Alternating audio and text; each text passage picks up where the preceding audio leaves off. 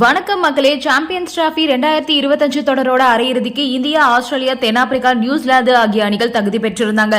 இதுல முதல் அரையிறுதி போட்டியில ஆஸ்திரேலியாவை இந்திய அணி தோற்கடிச்சாங்க. அடுத்து இரண்டாவது அரையிறுதி போட்டியில தென்னாப்பிரிக்கா அணியை நியூசிலாந்து அணி தோற்கடிச்சாங்க. சாம்பியன்ஸ் டிராபி இறுதிப் போட்டியில இந்தியா, நியூசிலாந்து ஆகிய அணிகள் மோத இருக்காங்க. இறுதிப் போட்டி வர மார்ச் 9 துபாயில நடக்க போகுது. இந்த நிலையில இதுக்காக இந்திய அணி தீவிர வலை பயிற்சியில ஈடுபட்டு வராங்க. பிட்ச் சுழலுக்கு சாதகமா இருக்கிறதால பேட்டர்கள் எல்லாருமே ஸ்பின்னர்களை வச்சு தீவிரமான பயிற்சி செஞ்சுட்டு வராங்க. இந்திய அணி வீரர்கள் பேட்டிங் பயிற்சியில ஈடுபட்டு வரும்போது கேப்டன் ரோஹித் சர்மா மற்றும் ஹர்திக் பாண்டியா ரெண்டு பேரையுமே தனியா கூப்பிட்டு கௌதம் கம்பீர் சில பேட்டிங் அறிவுரைகளை கொடுத்திருக்காரு. அதுவரைக்கும் ஸ்பின்னர்களுக்கு எதிராக சாதாரணமா பயிற்சி செஞ்சுட்டு வந்துட்டு இருந்த ரெண்டு பேரும் அதுக்கப்புறம் ஸ்பின்னர்களோட பந்த தூக்கி அடிச்சு பயிற்சி மேற்கொள்ள ஆரம்பிச்சுட்டாங்க. அதோட அடுத்து வேகப்பந்து வீச்சாளர்களுக்கு எதிராக இந்த ரெண்டு பேரும் தொடர்ந்து பெரிய ஷாட்ஸ் ஆடி பயிற்சி மேற்கொண்டு வந்துட்டு இருக்காங்க. துபாய் பிட்ச் சுழலுக்கு சாதகமா இருக்கிறதால வேகப்பந்து வீச்சாளர்களை அதிகம் பயன்படுத்த மாட்டாங்க. பவர் பிளே மற்றும் டெத் ஓவர்களின் போதுதான் வேகப்பந்து வீச்சாளர்களை பயன்படுத்த அதிகமான வாய்ப்பு இருக்கு.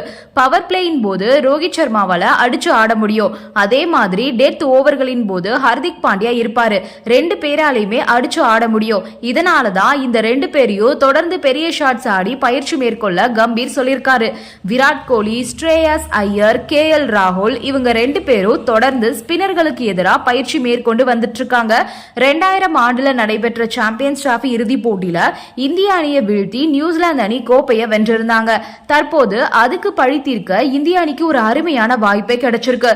இந்திய அணி 2013 ஆண்டுக்கு அப்புறமா சாம்பியன்ஸ் டிராபில கோப்பையை வெல்லவே இல்ல. இந்த முறை கோப்பையை வெல்ல அதிகமான வாய்ப்பு இந்திய அணிக்கு உருவாயிருக்கு. இப்போ இந்த ஃபைனல் மேட்ச் பத்தி தோனி கிட்ட பத்திரிகையாளர்கள் சில பல கேள்விகளை கேட்டிருக்காங்க.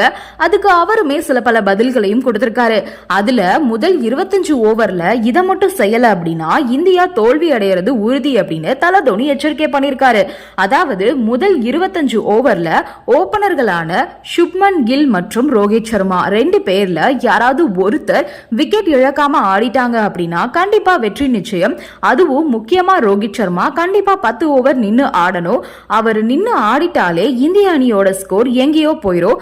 அடுத்து இவங்களுக்கு அப்புறம் வர பேட்ஸ்மேன்கள் ஃப்ரீயா பிரஷரே இல்லாம ஆடுவாங்க. அப்போ டீமோட ஸ்கோர் 350 மேல போயிரும். அதனால முதல் 25 ஓவர் ரொம்பவே பிரீஷியஸ்.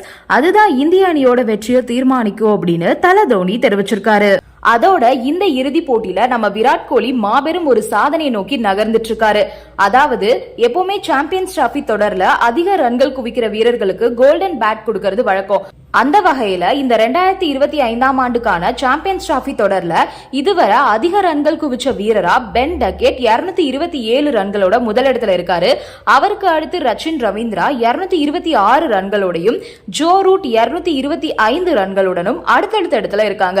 இதை தொடர்ந்து விராட் கோலி 217 ரன்களோட 4வது இடத்துல இருக்காரு. இதுல டக்கெட் மற்றும் ஜோ ரூட் இவங்க ரெண்டு பேரும் ஏற்கனவே இந்த தொடர்ல இருந்து வெளியே போயிட்டாங்க.